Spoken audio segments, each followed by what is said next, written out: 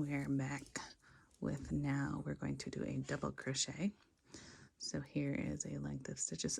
Just so you know, I am using a G hook. This is a 4.25 millimeter and a boy hook in this pretty frosty pinky purple. And this is just Super Saver in Red Heart Super Saver. What's this color? In Carrot. I really like this orange. It's not an obnoxious orange. So here we are with a row of chains. And so for a double crochet row, we're going to actually work in the third chain from the hook. 1, 2, 3. And this is going to be the body of our first, the end row, or the end of the double crochet row.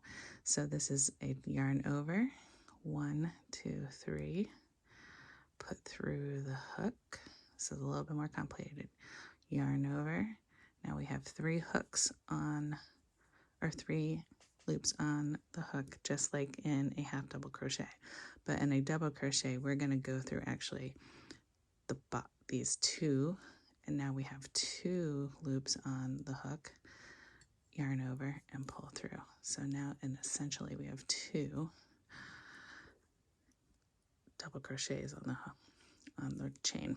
So yarn over, put through the stitch, yarn over, 1, 2, 3, yarn over, go through those 2 stitches, 2 stitches left on the hook, yarn over, pull through those 2 stitches, yarn over, through the stitch, yarn over, 2 loops we're going to go through, 2 left. See how they're looking. Yarn over, through that stitch, yarn over. See how I'm yarning over too? It's not an aggressive like yarn over. We're just catching the yarn with the point of our hook. It's a very smooth work. Yarn over, put through the stitch, grab that yarn over, pull through, yarn over, pull through, yarn over. I'm trying to go very slow. 2 stitches, 2 stitches.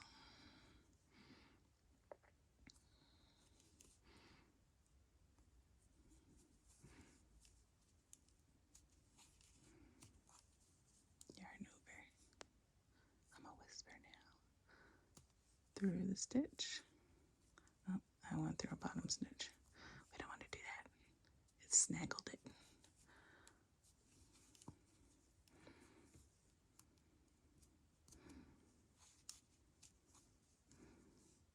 And then I'm going to show you how I end my row and begin the next row.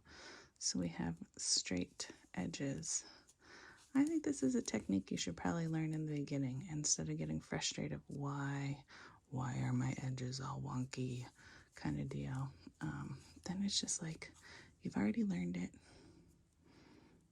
You already corrected it before you even thought you made a mistake. That's just me. You know, some people learn and they're like, oh, that looks ugly. How do I fix that? Well, I like to fix things before they happen. Oh, anticipate the problem. So now we're at the end. Like I said, I'm going to go through this bottom stitch. If I can get it through.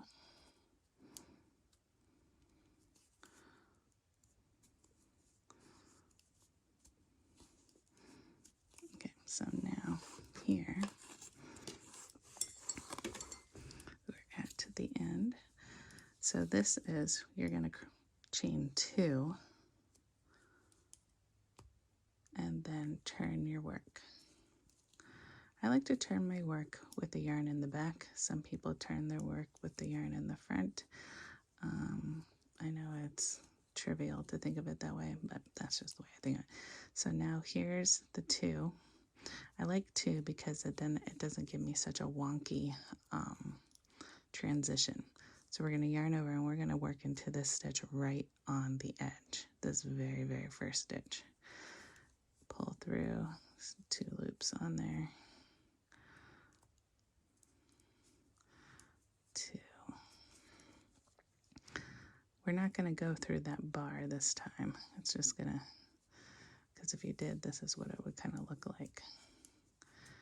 It would kind of be, you'd have some holes in between there. Now some patterns do call for going in between all the stitches, but we're just going to go through the top stitch.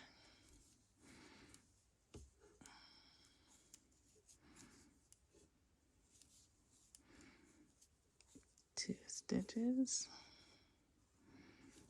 yarn over, those 2 on the hook, yarn over, 2 on the hook, yarn over, through the stitch, yarn over, through the hook, yarn over, through the hook. I think some people also like yarn over. With their index finger. Let's see if I can do that. I actually hold my yarn with my index finger. So some people do it like this, where they hold it, and then I guess I'm not doing that too great.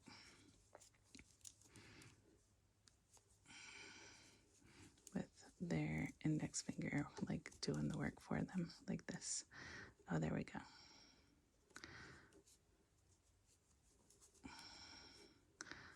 It's very kind of hard, difficult for me to do that. Oops, I lost some yarn. I got a little splitty there. Oh no. We're going to take that out.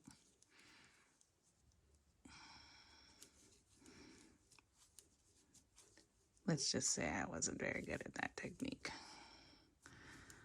But remember, I also don't like getting my fingers all wrapped up.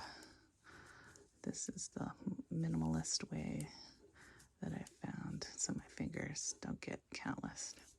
Now here we're at the end of this row. And so you see, like, this was the chain 2, and then this was the double crochet we started. And I'm going to go through the actual stitch here. Do you see that?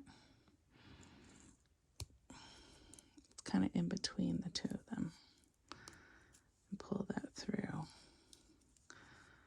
Yarn over and yarn over. So now what that does is that it evens out this edge right here. It pulls this 2 chains up so it's even with the double crochet next to it, and then it creates kind of a barrier, similar to how like this is going to create like a little barrier.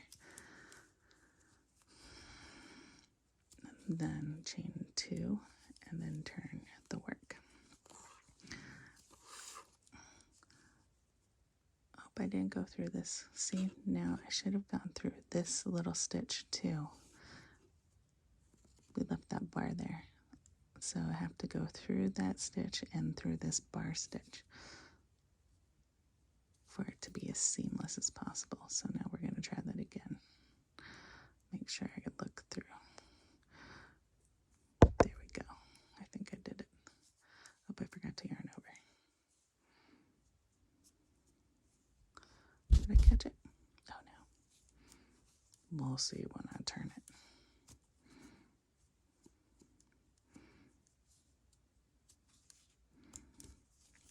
There.